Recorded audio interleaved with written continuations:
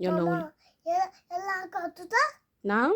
يلا حدوتة. يلا نحكي حدوته. كان في وقت النهاردة. كان في وحش النهارده. ماشي. هذا بابا ولا افتح الباب بس وقت الجيجا بنام. باباها قال لها ما تفتحيش الباب لا الوحش ياكلك هننام. ماشي. هذا هو ماشي. باباها ماشي. ماشي. الوقت خبط. الوحش خبط. نقول أنا باباكي. الوحش قال لها انا باباكي. وبعدين بعدين اه يا بيت الأم. لا افتح لك. هذا بابا ليه. لا افتحت. هي قالت له مش هفتح لك عشان بابا قال لي مش هفتح لحد. وبعدين بابا فوت الأكل لغاية الوقت لقيته على طول.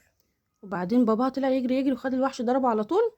وبعدين هي قلت شكرا يا بابا. هي قالت له شكرا يا بابا. وبعدين الوقت خبط تاني. الوحش خبط تاني عندهم. عندهم. فوق فين؟ فين؟ في سباك. وبعدين في سباك. فوت الأرض. هو فوت الأرض مع الوحش. هو قعد يضرب على الوحش عشان هي بصت من الشباك، فالوحش كان عايز ياخدها من الشباك عشان هي بتبص من الشباك وبابا مش موجود. بابا راح مسك الوحش وقعد يضربه من الشباك، صح؟ وبعدين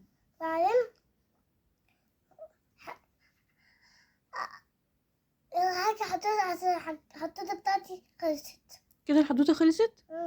طب احنا بقى فهمنا ايه من الحدوته؟ ان احنا ما ينفعش نفتح لحد بيخبط على الباب، وما ينفعش نبص من الشباك، صح؟ شاطره. انت بتعملي كده؟ لا. ما بتعمليش كده؟ انت ما حد بيخبط بتفتحي له؟ بتفتحيلوش، صح؟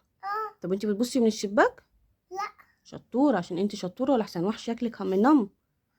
انا بقى اللي فتحت باب لحد. ليه فتحتي باب؟ انا كنت موجوده وقعت هنا.